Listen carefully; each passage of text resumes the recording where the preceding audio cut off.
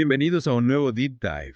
Hoy nos sumergimos en la vida de un hombre cuyo nombre resuena con fuerza en la historia, Nelson Mandela. Un personaje fascinante.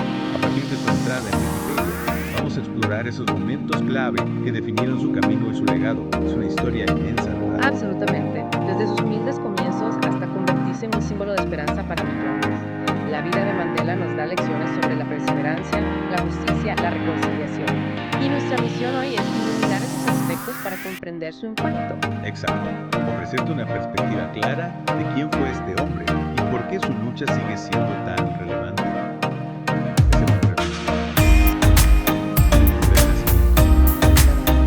Un hombre con raíces.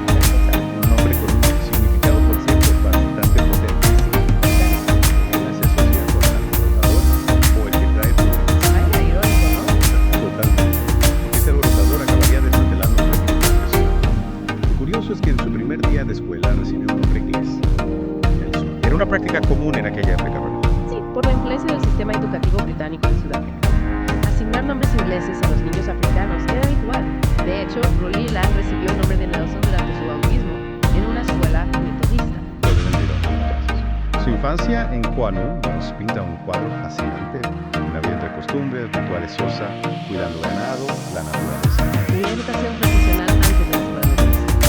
Un contraste. Claro, sus padres, aunque analfabetos eran cristianos devotos, esa fe metodista marcaría parte de su vida.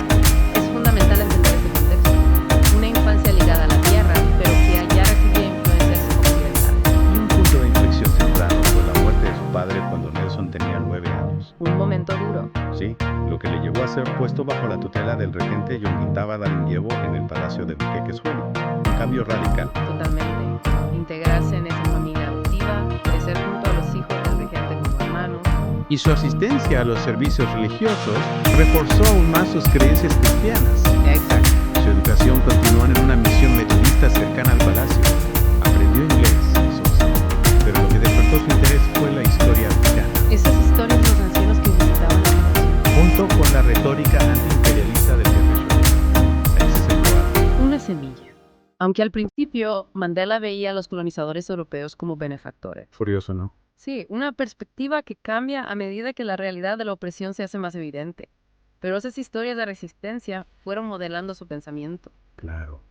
A los 16 años, él y otros jóvenes se sometieron al ritual de la circuncisión sosa Un rito de paso a la edad adulta, y recibió un nuevo nombre, Balibunga. el que inicia el diálogo o el que convoca. Otro nombre con significado. Y vaya si lo hizo.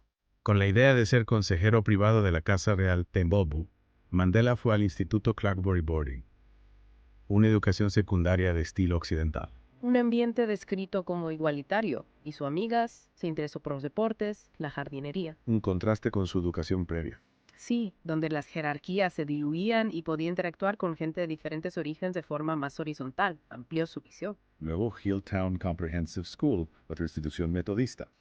Aunque priorizaba la cultura británica, Mandela se sentía cada vez más atraído por las culturas africanas. Un profesor suyo se casó con una mujer soto, rompiendo un tabú. Interesante. Sí, estos encuentros fueron ampliando su perspectiva. A pesar del énfasis británico, su interés por lo africano crecía. Y llegó a la Universidad de Fort Hare.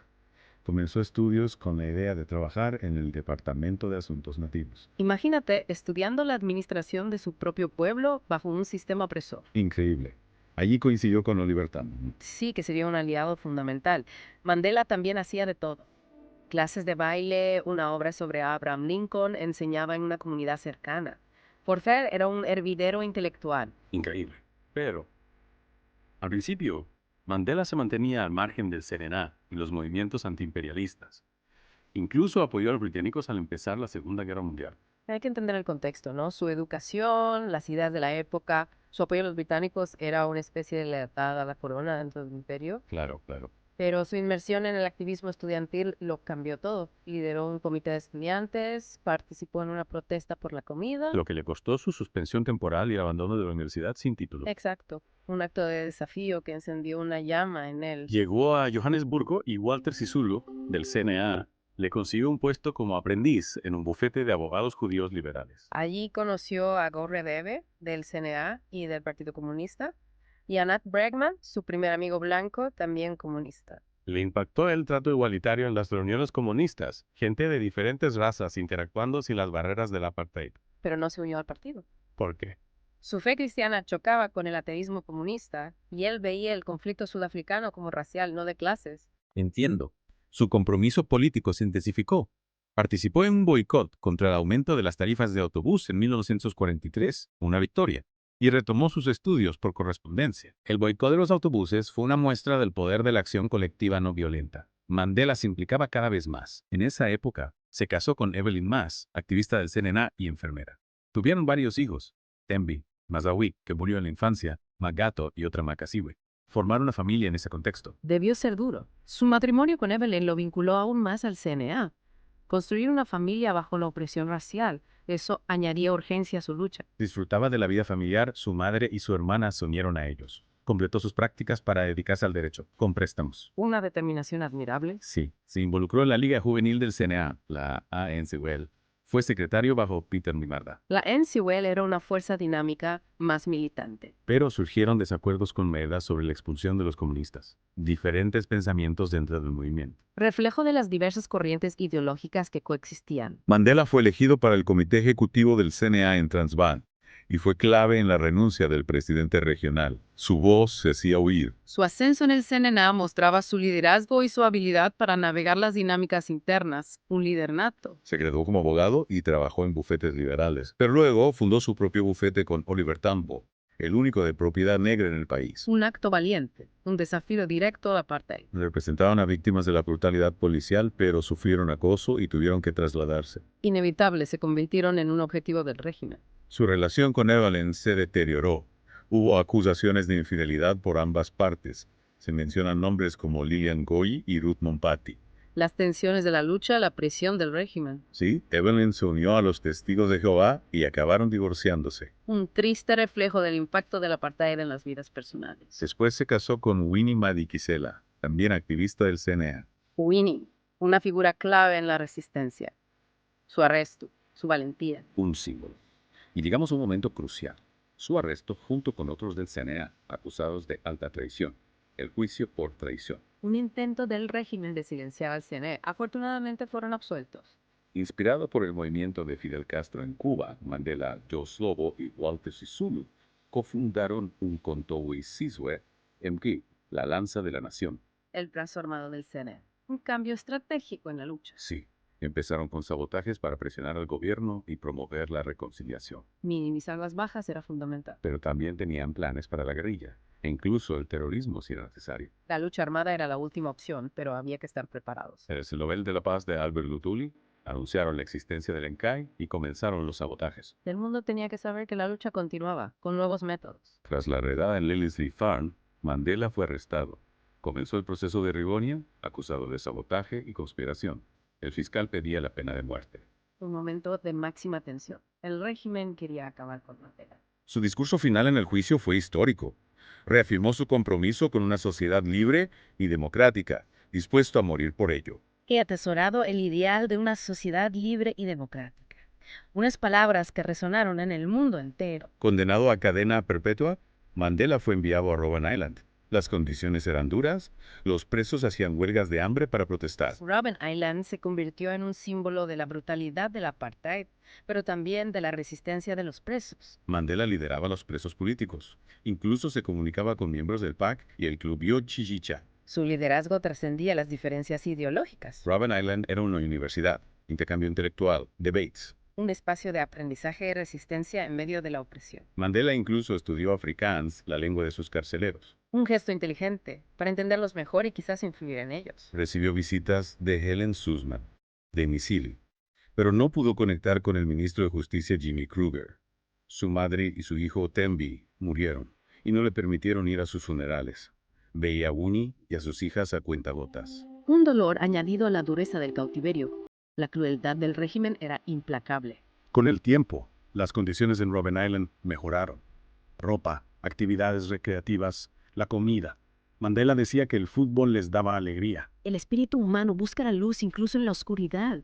El deporte les unía, les daba esperanza. Hubo un plan de fuga orquestado por Gordon Bruce, pero fue frustrado. La libertad era un sueño constante, un motor para resistir. El comandante Badenhorst intensificó el abuso, pero luego llegó Willemse, que mejoró las condiciones. Pequeñas victorias en la lucha diaria contra la opresión. Mandela fue reclasificado como clase A, más visitas y correspondencia.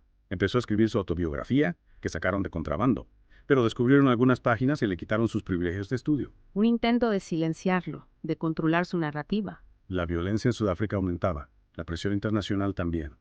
Los bancos retiraban inversiones, el mundo pedía la liberación de Mandela. El régimen se estaba quedando solo, el apartheid se hacía insostenible. El presidente Botha le ofreció la libertad si renunciaba a la violencia. Mandela se negó. Solo los hombres libres pueden negociar. Un acto de integridad. No se doblegó ante la presión. Sudáfrica sufrió una derrota militar en Angola contra las tropas cubanas. Un punto de inflexión. El régimen se dio cuenta de que el apartheid les aislaba, necesitaban el apoyo de Occidente. Su 70 cumpleaños fue un evento mundial, con el concierto de Wembley.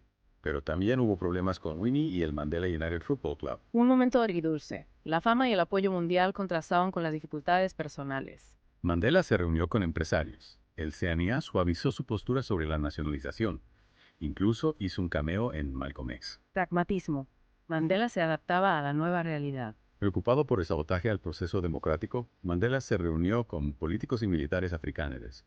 Trabajó con de Klerk para que el Inkatha participara en las elecciones. Un paso clave hacia la reconciliación.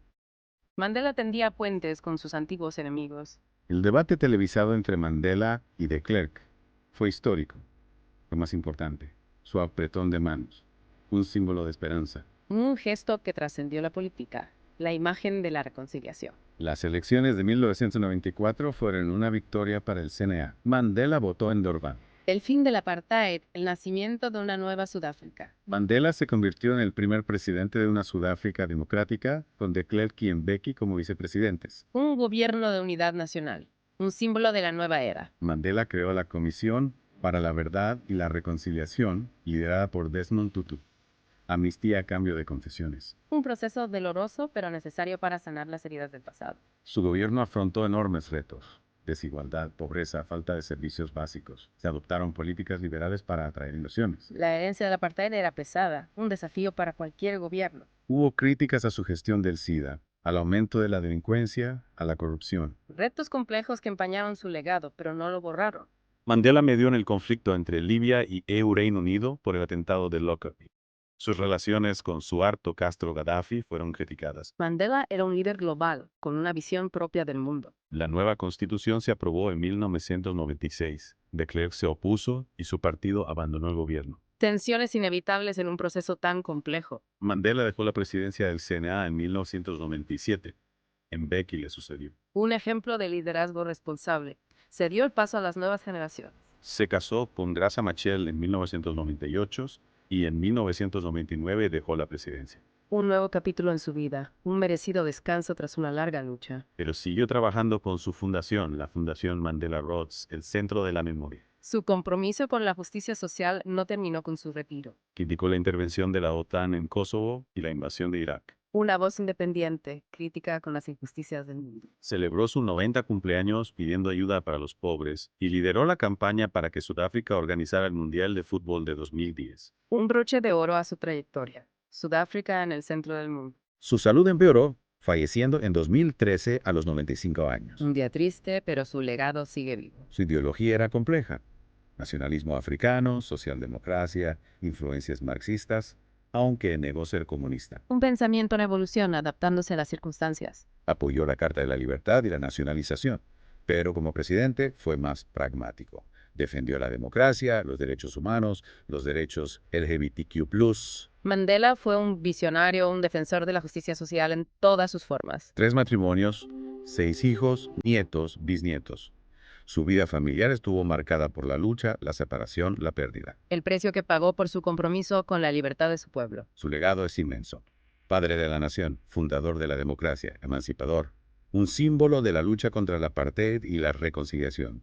Recibió el Nobel de la Paz. La ONU declaró su cumpleaños Día Internacional de Nelson Mandela. Mandela trascendió las fronteras de Sudáfrica, un icono global, una inspiración para el mundo. Su historia es un ejemplo de resiliencia, de lucha por la justicia, de reconciliación, de cómo los giros del destino pueden llevarte a un lugar extraordinario. Y su mensaje sigue vigente. La lucha por la igualdad, por la justicia social, por un mundo mejor. Te invitamos a reflexionar sobre los desafíos que Mandela enfrentó y la inspiración que nos ofrece. Cómo su énfasis en la justicia y la reconciliación puede guiarnos en un mundo dividido. ¿Qué te inspira de su largo camino hacia la libertad? Mandela nos enseñó que el cambio es posible, que la esperanza puede vencer al odio.